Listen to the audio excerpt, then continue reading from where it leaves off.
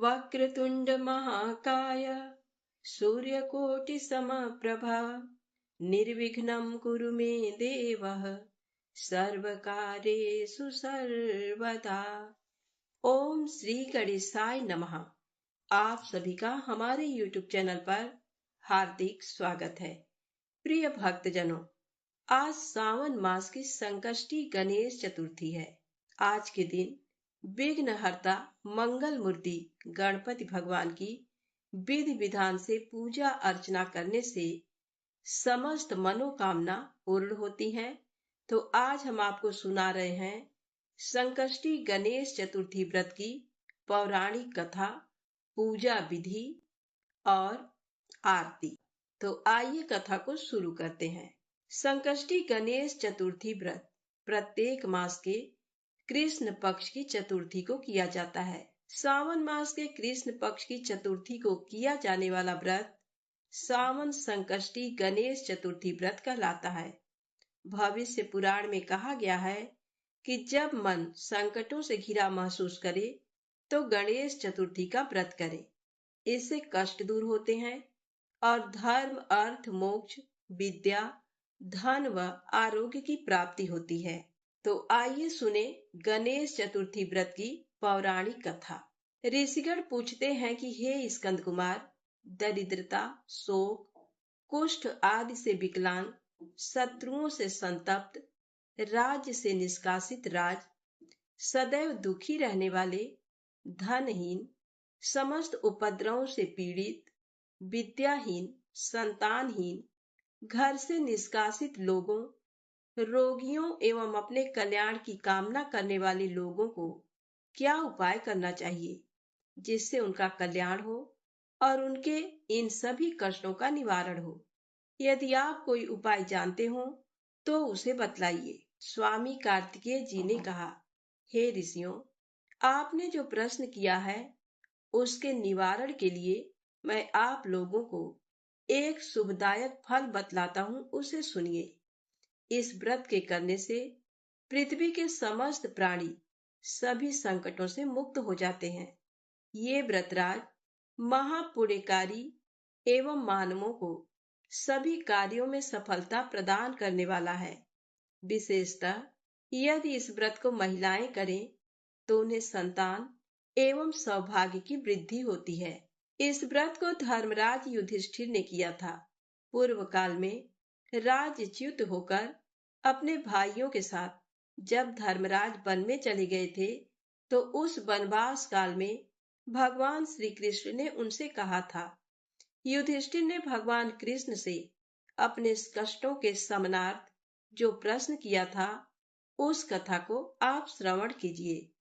युधिष्ठिर पूछते हैं कि हे पुरुषोत्तम, ऐसा कौन सा उपाय है जिससे हम अपने संकटों से मुक्त हो सके। हे गदाधर, आप सर्वज्ञ हैं। हम लोगों को आगे अब किसी प्रकार का कष्ट न भुगतना पड़े, ऐसा कोई उपाय बतलाइए। स्कंद कुमार जी कहते हैं कि जब धैर्यवान युधिष्ठिर विनम्र भाव से हाथ जोड़कर बारंबार अपने कष्टों के निवारण का उपाय पूछने लगे तो भगवान श्री कृष्ण ने कहा कि हे राजन, संपूर्ण कामनाओं को पूर्ण करने वाला एक बहुत बड़ा गुप्त व्रत है। हे युधिष्ठिर, इस व्रत के संबंध में मैंने आज तक किसी को नहीं बतलाया है। हे राजन, प्राचीन काल में सतयुग की बात है कि पर्वत राज हिमाचल की सुंदर कन्या पार्वती जी ने शंकर जी को पति रूप में प्राप्त करने के लिए गहन वन में जाकर कठोर तपस्या की, परंतु भगवान शिव प्रसन्न होकर प्रकट नहीं हुए। तब शैल तनया पार्वती जी ने अनादिकाल से विद्यमान गणेश जी का स्मरण किया। गणेश जी को उसी क्षण प्रकट देखकर पार्वती जी ने पूछा कि मैंने कठोर, दुर्लभ एवं लोमहर्षक तपस्या की, किंतु अपने प्रिय भगवान शिव को प्राप्त न कर सकी। वह कष्ट विनाशक दिव्य व्रत जिसे नारद जी ने कहा है और जो आपका ही व्रत है, उस प्राचीन व्रत के तत्व को आप मुझसे कहिए। पार्वती जी की बात सुनकर तत्कालीन सिद्धिदाता गणेश जी उस कष्ट नाशक शुभदायक व्रत का प्रेम से वर्णन करने लगे। गणेश जी ने कहा, हे अचल सुते, अत्यंत पुण्यकारी एवं समस्त कष्ट नाशक व्रत को कीजिए। इसके करने से आपकी सभी आकांक्षाएं पूर्ण होंगी और जो भी व्यक्ति इस व्रत को करेंगे उन्हें भी सफलता मिलेगी। सावन मास के कृष्ण पक्ष की चतुर्थी की रात्रि में चंद्रोदय होने पर पूजन करना चाहिए। उस दिन मन में संकल्प करें कि जब तक चंद्रोदय नहीं होगा मैं निराहार रहूंगी। मन में ऐसा निश्चय करना चाहिए। इसके बाद सफेद तिल के जल से स्नान करें, मेरा पूजन करें। यदि सामर्थ्य हो तो प्रतिमास स्वर्ण की मूर्ति का पूजन करें। अभाव में चांदी, अष्ट धातु अथवा मिट्टी की मूर्ति की ही पूजा करें। अपनी शक्ति के अनुसार सोने, चांदी, तांबे अथवा मिट्टी के कलश में जल भरकर उस पर गणेश जी की प्रतिमा स्थापित करें। कलश पर वस्त्र आच्छादन करके अष्टदल कमल की आकृति बनावें और उसी मूर्ति की स्थापना करें। उसके बाद खोजसोपचार विधि से भक्ति पूर्वक पूजन करें। मूर्ति का ध्यान इस प्रकार से करें, हे लंबोदर, चार भुजा वाले, लाल रंग वाले, हे नील वर्ण वाले, शोभा के भंडार, प्रसन्न मुख वाले गणेश जी, मैं आपका ध्यान करती हूँ। हे गजानन, मैं आपका आवाहन करती हूँ। हे विघ्नराज, आपको प्रणाम करती हूँ। ये आसन है। हे लंबोदर, ये आपके लिए पाद्य है। हे शंकर सुवन, ये आपके लिए अर्घ्य है। हे उमापुत्र, ये आपके स्नान के लिए जल है। हे वक्रतुंड, ये आपके लिए आचमनीय जल है। हे शुभकर्ण, ये आपके लिए वस्त्र है। हे सुशोभित, ये आपके लिए यज्ञोपवीत है। हे गणेश्वर, ये आपके लिए रोली चंदन है। हे विघ्न विनाशन, ये आपके लिए फूल है। हे विकट, ये आपके लिए धूप बत्ती है। हे वामन, ये आपके लिए दीपक है। हे सर्वदेव, ये आपके लिए लड्डू का नैवेद्य है। हे देव, ये आपके निमित्त फल है। हे विघ्नहर्ता, ये आपके निमित्त मेरा प्रणाम है। प्रणाम करने के बाद क्षमा प्रार्थना करें।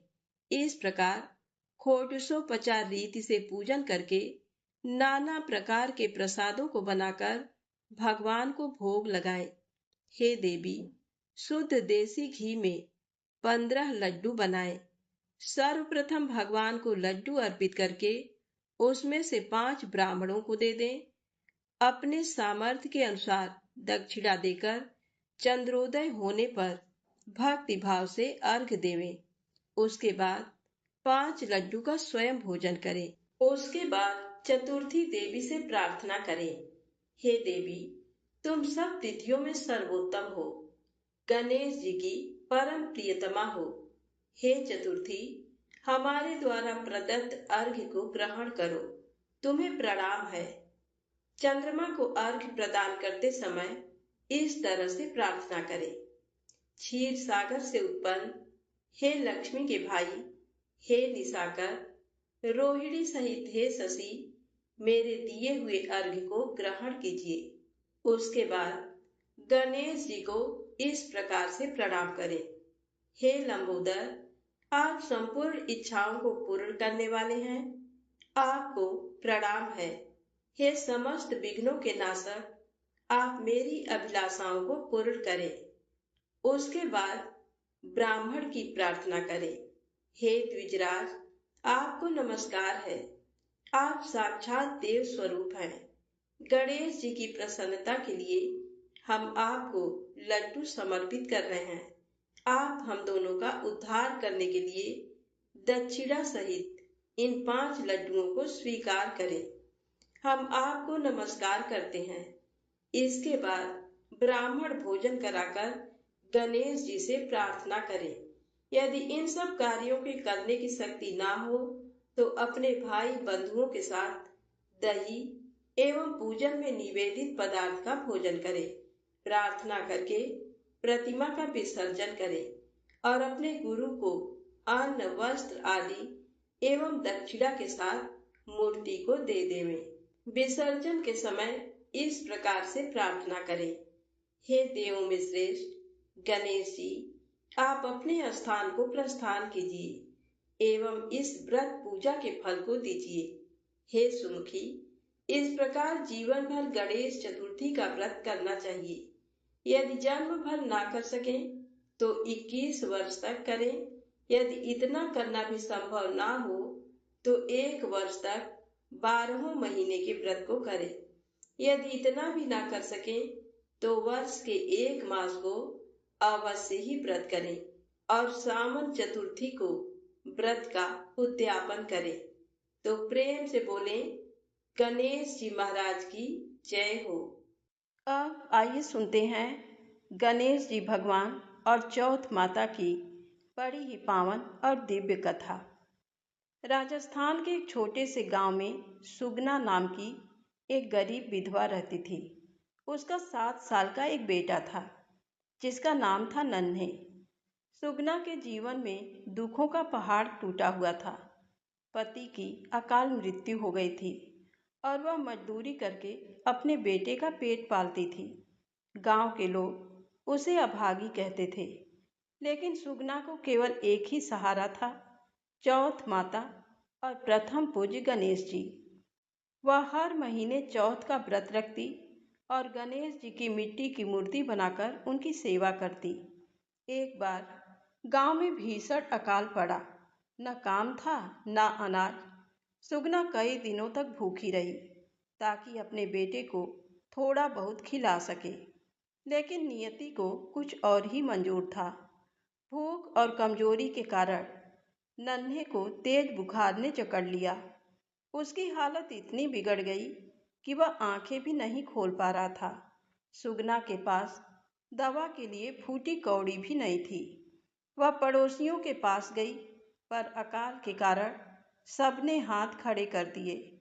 थक हार कर वह अपने घर के कोने में रखी चौथ माता की तस्वीर और गणेश जी की प्रतिमा के सामने फूट फूट कर रोने लगी। माता, लोग कहते हैं तू ममता की मूरत है। क्या एक माँ अपने बच्चे को अपनी आंखों के सामने दम तोड़ते देखेगी? गणेश जी, आप तो विघ्न हरता हैं। मेरे बेटे के प्राणों का विघ्न हर लो प्रभु। उस रात चतुर्थी तिथि थी। सुगना का निर्जला व्रत था। आधी रात को नन्हे की सांसें उखड़ने लगीं। गांव के वैद्य ने कह दिया, सुगना, अब इसे कोई चमत्कार ही बचा सकता है। सुगना ने हार नहीं मानी। वह कांपते पैरों से पास की एक पहाड़ी पर स्थित चौथ माता के पुराने मंदिर की ओर दौड़ पड़ी। रास्ता पथरीला था, अंधेरा घना था और उसके पैरों से खून बह रहा था, लेकिन उसे बस अपना बच्चा दिख रहा था। मंदिर पहुंचकर उसने माता की चौखट पर अपना सिर रख दिया और प्रण लिया, हे माँ, अगर आज मेरा बेटा नहीं बचा तो मैं भी इसी चौखट पर अपने प्राण त्याग दूंगी। तभी एक अद्भुत घटना घटी। मंदिर के गर्भगृह से एक तेज प्रकाश पुंज निकला।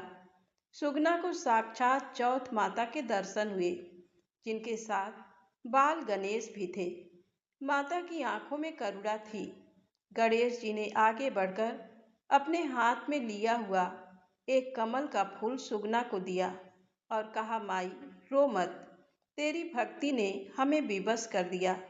माता ने कहा, सुगना, जा, ये जल और फूल लेकर जा।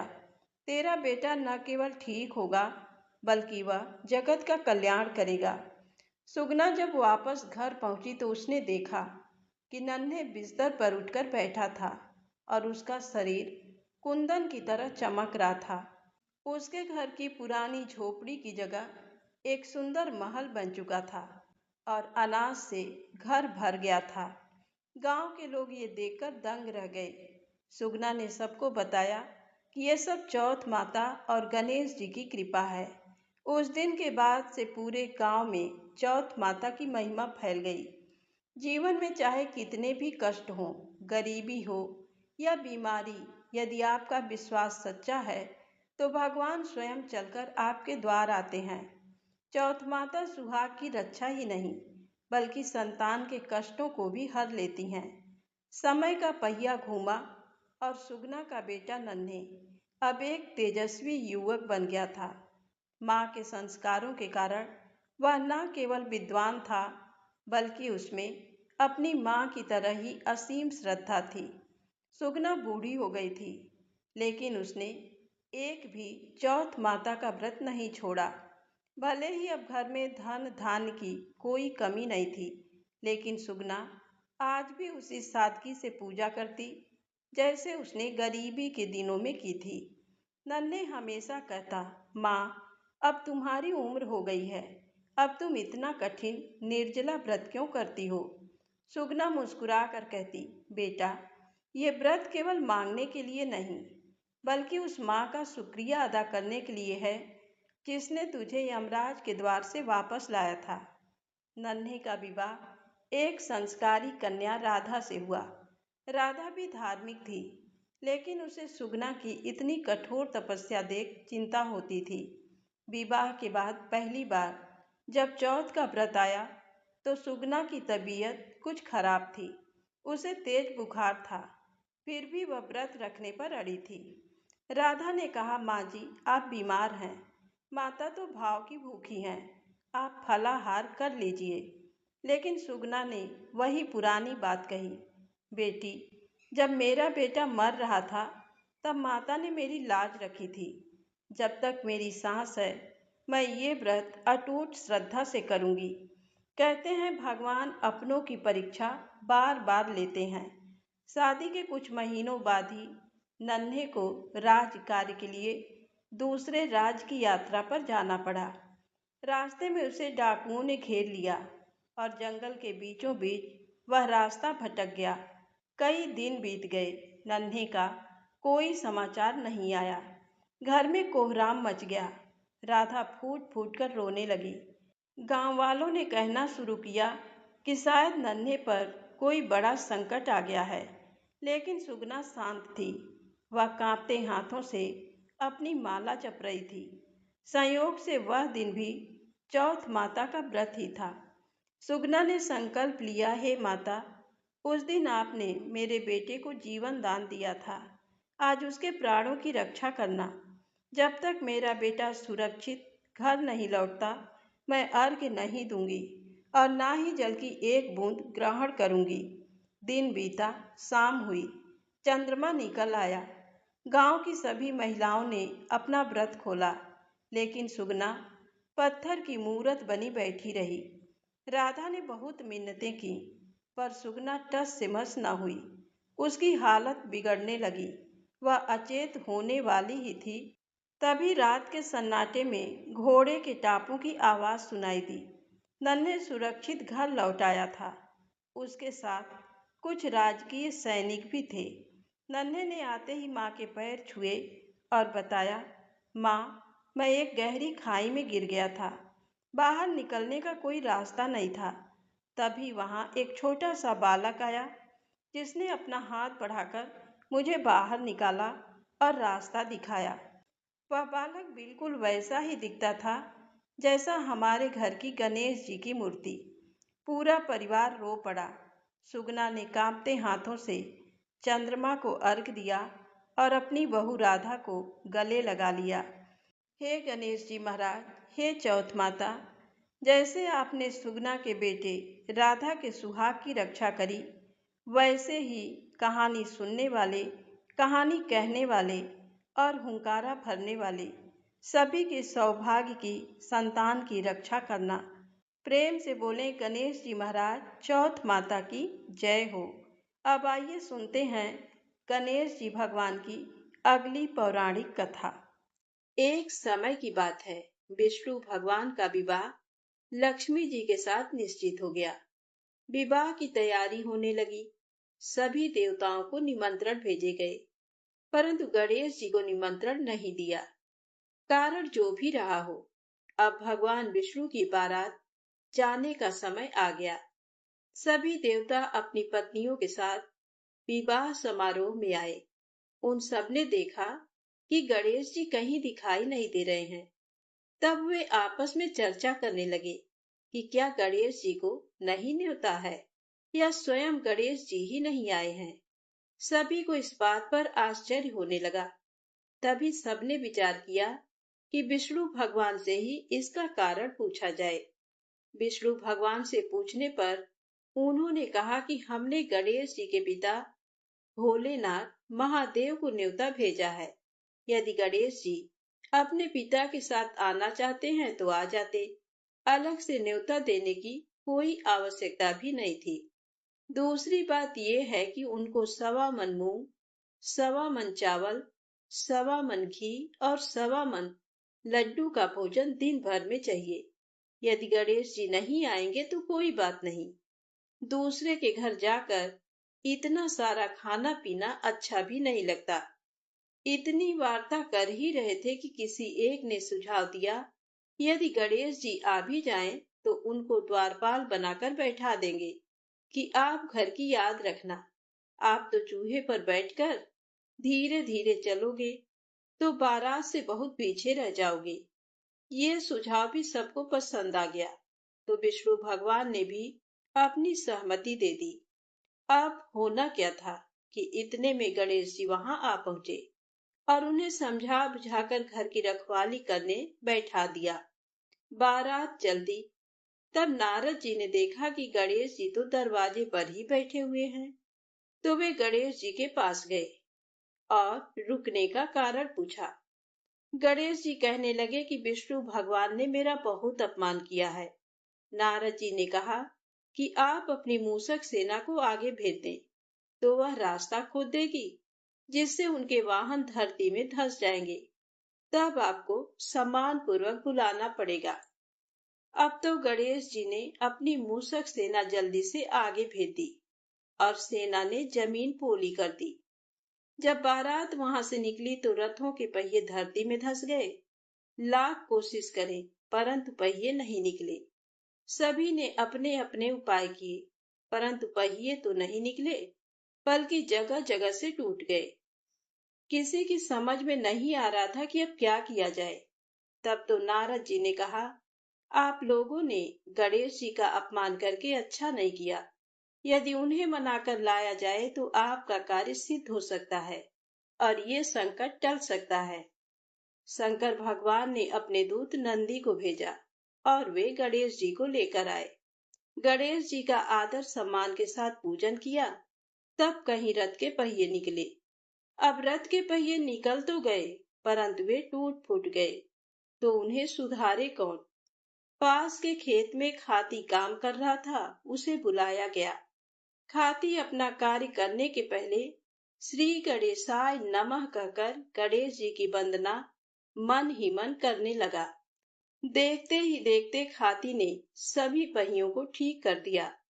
तब खाती कहने लगा कि हे देवताओं, आपने सर्वप्रथम गणेश जी को नहीं मनाया होगा और ना ही उनकी पूजन की होगी। इसीलिए तो आपके साथ ये संकट आया है। हम तो मूर्ख अज्ञानी हैं, फिर भी पहले गणेश जी को पूजते हैं, उनका ध्यान करते हैं। और आप लोग तो देवतागण हैं, फिर भी आप गणेश जी को कैसे भूल गए। अब आप लोग भगवान श्री गणेश जी की जय बोलकर जाएं, तो आपके सब काम बन जाएंगे और कोई संकट भी नहीं आएगा। ऐसा कहते हुए बारात वहां से चल दी और विष्णु भगवान का लक्ष्मी जी के साथ विवाह संपन्न करा के सभी सकुशल घर लौट आए। हे गणेश जी महाराज, जैसे आपने विष्णु जी के कार्य को सफल किया, ऐसे ही हम सभी के कार्य को सिद्ध करना। तो प्रेम से बोले, गणेश जी महाराज की जय हो। अब आइए सुने संकष्टी गणेश चतुर्थी की अगली पौराणिक कथा। कथा के अनुसार एक बार इंद्र समेत सभी देवतागण भगवान शिव के पास अपने संकटों को दूर करने की प्रार्थना लेकर पहुंचे। तब भगवान शिव के दोनों पुत्र कार्तिकेय और गणेश जी वहीं मौजूद थे। तब भगवान शिव ने उन दोनों से पूछा कि कौन सबसे पहले देवताओं की विपदा को दूर कर सकता है। तो दोनों ने ही कहा कि वे सक्षम हैं। तब भगवान शिव को एक युक्ति सूझी। उन्होंने अपने दोनों पुत्रों से कहा कि इसके लिए पहले परीक्षा देनी होगी।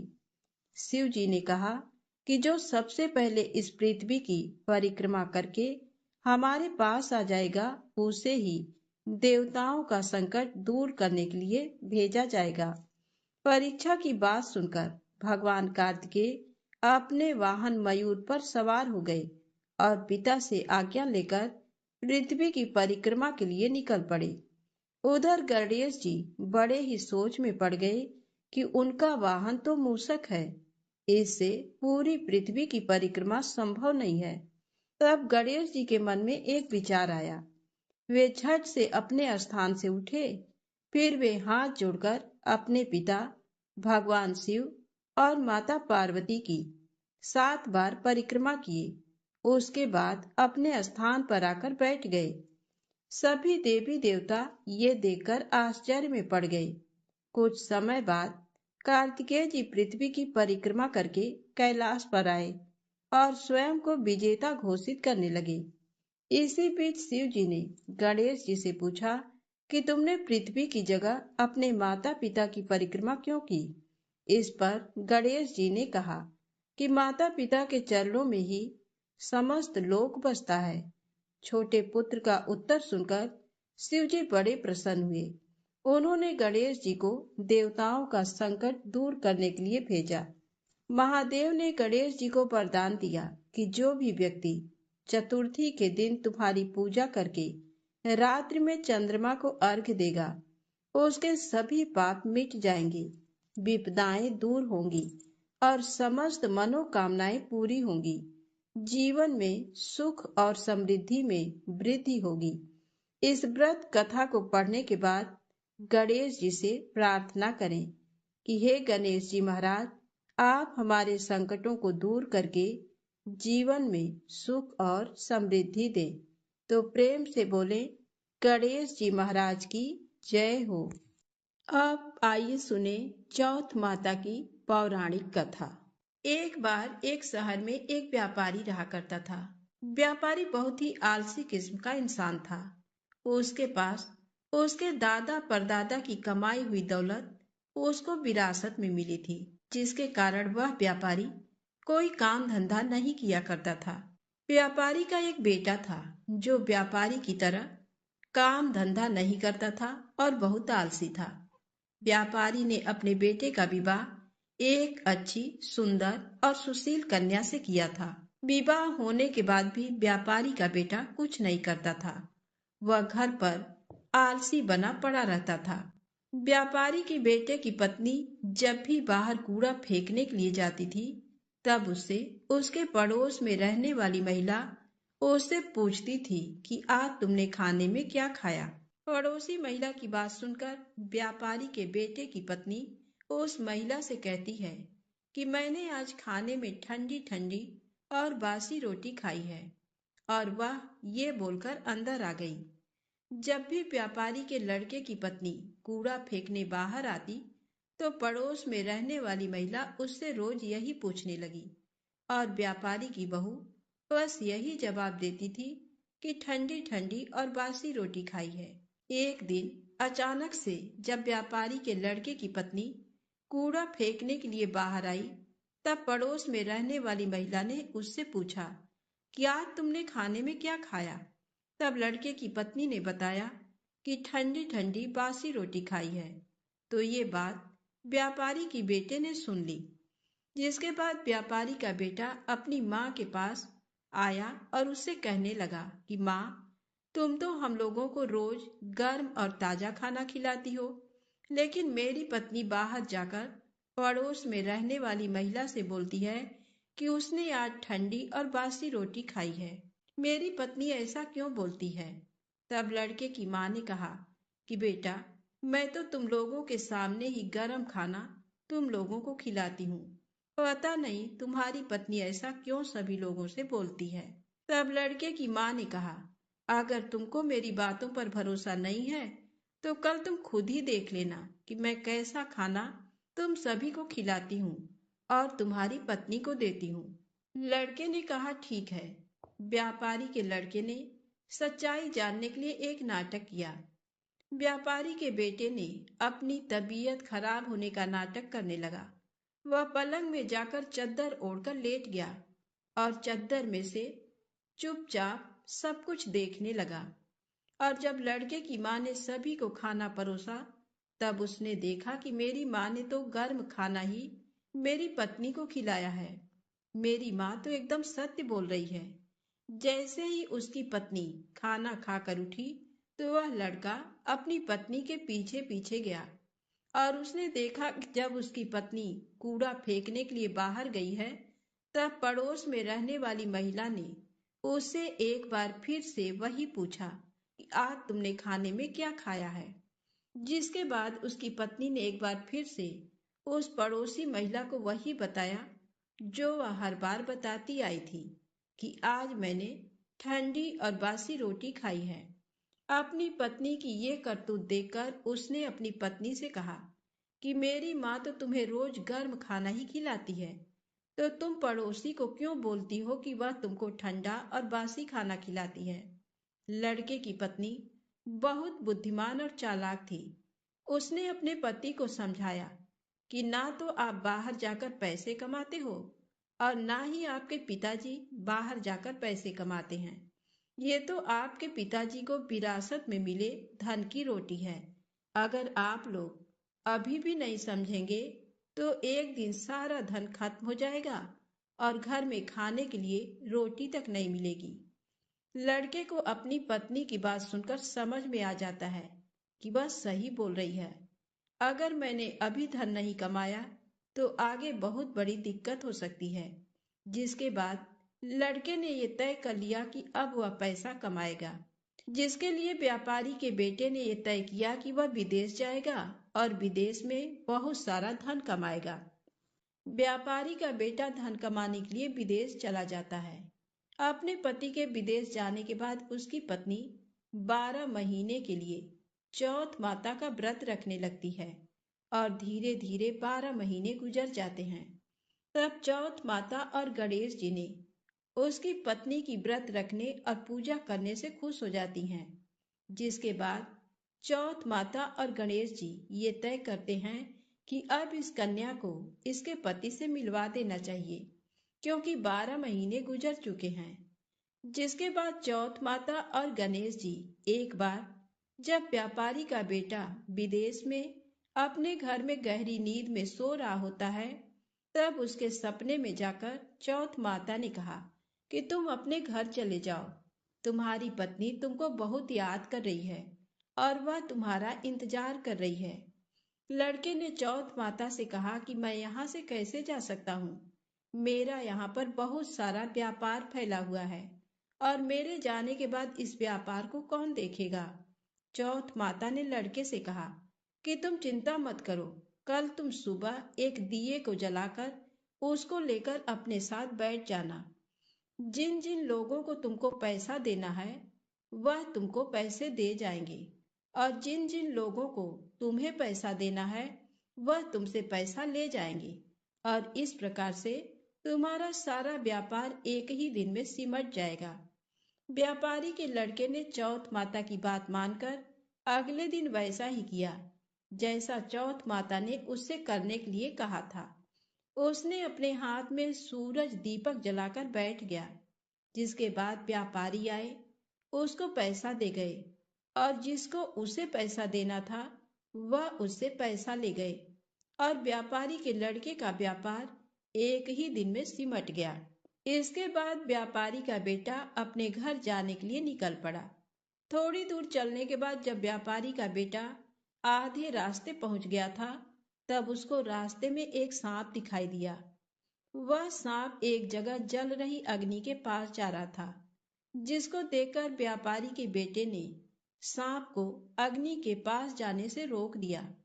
व्यापारी के बेटे के ऐसा करने के बाद वह सांप बहुत क्रोधित हो गया।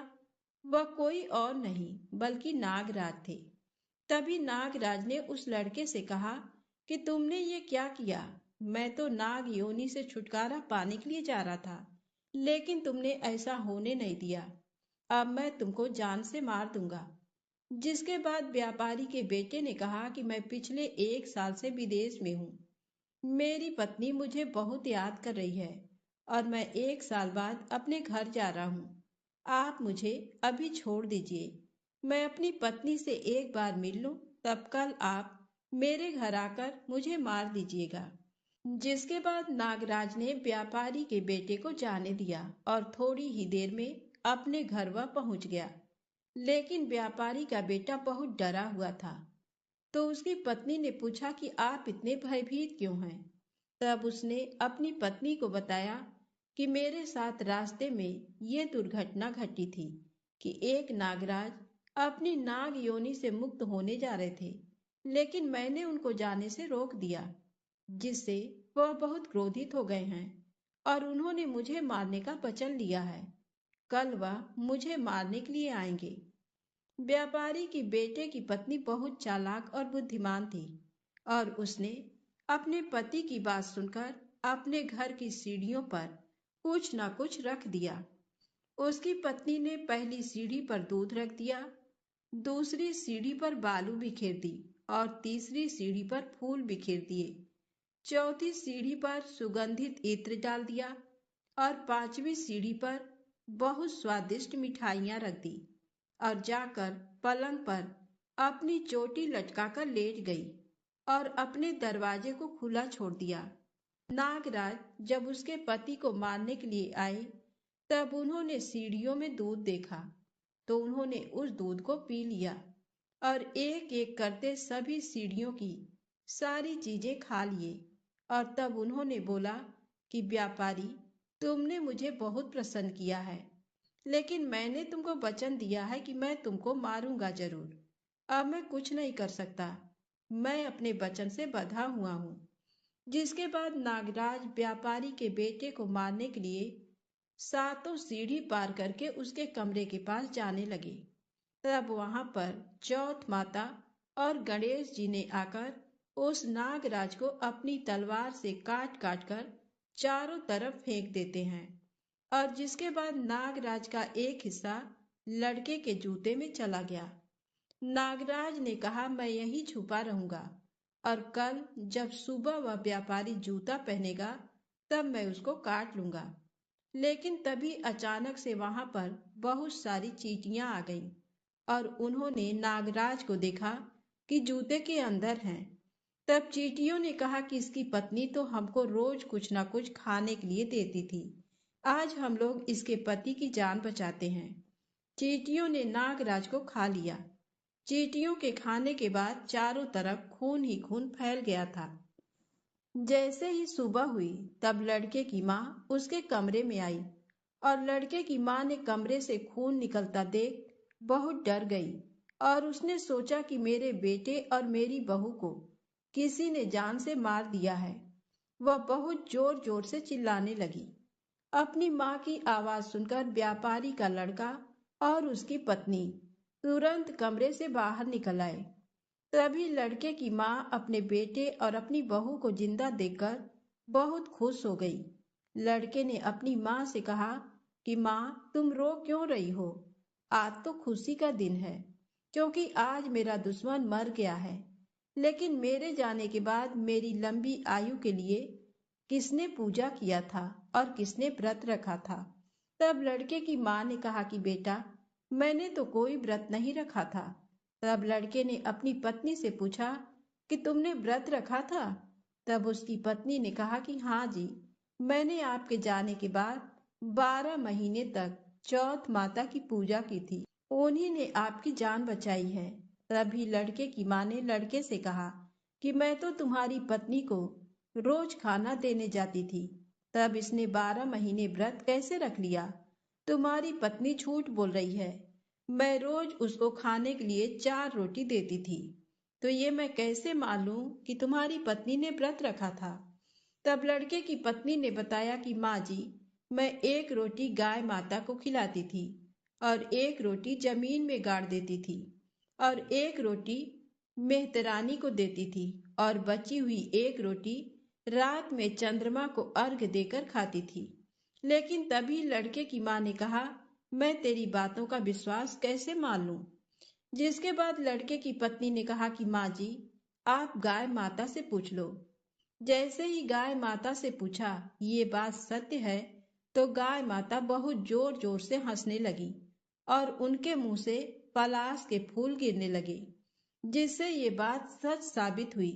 और फिर पत्नी ने जमीन खोद कर देखा तो रोटी की जगह सोने की रोटी थी, और ये बात भी सच साबित हुई। फिर लड़के की पत्नी ने मेहतरानी से पूछा, उन्होंने हाँ कर दिया। ये बात भी सच साबित हो गई, और तभी लड़की की माँ ने मान लिया कि मेरी बहू ने चौथ माता और गणेश जी की पूजा की थी। लड़के ने अपनी पत्नी को धन्यवाद दिया और सभी लोग मिलजुल कर हंसी खुशी रहने लगे। हे चौथ माता, जैसा फल ब्राह्मणी के बेटे को दिया वैसा सभी को देना। कहानी कहने वाले को, कहानी सुनने वाले को, हुंकारा भरने वाले को और पूरे परिवार को देना। एक बार प्रेम से बोलिए गणेश जी महाराज की जय, चौथ माता की जय। चौथ माता की दूसरी कहानी। एक बुढ़िया माई के ग्वालिया बछालिया नाम का बेटा था। बुढ़िया माई अपने बेटे के लिए 12 महीने की चारों चौथ करती थी। बेटा लकड़ी लेकर आता था और दोनों माँ बेटा उनको बेचकर गुजारा करते थे। बुढ़िया माई रोजाना लकड़ी में से 2 लकड़ी रख लेती और चौथ के दिन बेटे से छुपकर बेचकर सामान लाती थी और 5 पुआ बनाती थी। एक पुआ गणेश जी महाराज को, एक चौथ माता को चढ़ाती, एक ब्राह्मण को और एक अपने बेटे को खिलाती थी और एक पुआ खुद खाती थी।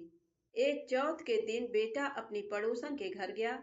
वह पुआ बना रही थी। जब उसने पूछा कि आज क्या है जो पुए बना रखे हैं, तब वह बोली, मैंने तो आज ही बनाए हैं, पर तेरी माँ तो चारों चौथ को पुए बनाती है।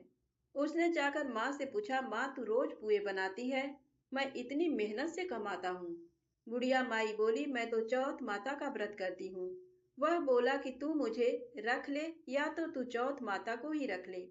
बुढ़िया माई बोली, मैं तो तेरे लिए ही चौथ का व्रत करती हूँ, इसलिए मैं तुझे छोड़ सकती हूँ, पर चौथ माता को नहीं। जब बेटा घर से जाने लगा तो बुढ़िया माई बोली, तू जा रहा है तो मेरे हाथ में से ये आखा लेते जा, जहाँ संकट आए वहां ही पूर देना। बेटे ने सोचा, बात झूठी है पर ले चलने में क्या बुराई है। वह चलने लगा और वह थोड़ी दूर पहुंचा ही था कि उसने देखा कि खून की नदी बह रही थी। कहीं से भी रास्ता नहीं मिला, तो आंखा पूर कर बोला कि चौथ माता, अगर तू सच्ची है तो रास्ता हो जाए। ऐसा कहते ही झट से रास्ता मिल गया। आगे गया तो घनघोर अंधेरा उजाड़ फैला हुआ था। उसने मन में सोचा कि मुझे शेर बघेरे खा जाएंगे, इसलिए वह आंखा पूर कर बोला, चौथ माता मुझे रास्ता मिल जाए, और तब जल्दी से रास्ता मिल गया। वह आगे चला गया। जाते जाते एक राजा की नगरी में पहुंचा। वहां का राजा रोजाना एक आदमी की बलि देता था। वह एक बुढ़िया माई के पास गया। वह बुढ़िया माई रोती जा रही थी और पुए बना रही थी। लड़के ने बुढ़िया माई से पूछा कि बुढ़िया माई क्यों रो रही हो। तो बुढ़िया माई ने जवाब दिया कि मेरे एक ही बेटा है, जिसकी कल राजा बलि देने वाला है, मैं उसी के लिए पुए बना रही हूँ। वह बोला, बुढ़िया माई अपने बेटे की जगह मुझे पुए खिला दे, मैं उसकी जगह बलि चढ़ने चला जाऊंगा। बुढ़िया माई ने कहा कि मैं दूसरे के पुत्र को कैसे भेज सकती हूँ, लेकिन वह नहीं माना तो बुढ़िया माई ने उसको पुए खिला दिए। अगले दिन जब राजा का संदेश आया तो बुढ़िया माई ने सोचा कि मैं कैसे दूसरे के बेटे को बलि चढ़ने के लिए भेज सकती हूँ, मैं ऐसा नहीं कर सकती। लेकिन बाहर की आवाज सुनकर वह जाग गए और राजा के आदमियों के साथ चला गया। वहां मटके पकाने का, जिसमें कुम्हार मटके को पकाता है, आवा बना हुआ था, जो एक मनुष्य का भोग लेने के बाद ही उसमें आवा पकते थे। उन सब ने मिलकर सबको आवा में चुन दिया। वह आंखा पूर कर हाथ में बैठ गया। एक दिन में ही आवा पक गया और मिट्टी के घड़े सोने चांदी के बन गए। वहां एक जमादारनी झाड़ू लगा रही थी। तब झाड़ू से एक कंकड़ उछलकर उन बर्तनों से जा टकराया। तब जमादारनी ने राजा को जाकर बताया कि आपका आवा तो पक गया है। तब राजा ने सोचा कि आवा तो 8 दिन में पकता है, आज एक ही दिन में कैसे पक गया। जब जाकर देखा तो वहां पर तो मिट्टी के मटके की जगह हीरे मोती और सोने चांदी के कलश हो गए। अंदर से आवाज आई कि धीरे से उतारो, अंदर आदमी है। आवाज को सुनकर राजा के आदमी डर गए कि अंदर कौन सा भूत प्रेत आ गया। फिर वह बोला कि डरो मत, मैं तो सिर्फ एक आदमी हूँ जिसको तुमने अंदर चुना था। देखा तो अंदर हरे हरे जवारे उग रहे थे। राजा ने पूछा कि तू अंदर जीवित कैसे बच गया। तब उसने बताया कि मेरी माँ चौथ का व्रत करती है। जब मैं घर से निकला था तो मेरी माँ ने मुझे आंखें दिए थे। मैं उन्हीं को पूर कर बैठ गया और चौथ माता के कारण बच गया। जब राजा ने कहा कि मैं तेरे को एक घोड़े पर बैठाकर सांकल में बांध देता हूँ, यदि वह सांकल खुलकर मेरे बन जाएगी तो मैं चौथ माता को सच्ची मानूंगा। तब वह आंखें पूर कर बैठ गया और चौथ माता से कहने लगा, हे चौथ माता, अब तुम ही मेरी लाज बचाना। तब सांकल खुलकर राजा के बंध गई। राजा ने अपनी बेटी की शादी उस लड़के से कर दी और बहुत सा धन दौलत देकर विदा किया। पड़ोसन बोली कि माई, तेरे बेटे बहू आए हैं। जब छत पर चढ़कर देखा तो सच में बहू बेटे आ रहे थे। हे चौथ माता, जैसे आपने बुढ़िया और उसके बेटे पर कृपा बनाई, वैसे सभी पर कृपा बनाना। प्रेम से बोले गणेश जी महाराज की जय हो। चौथ माता की जय हो।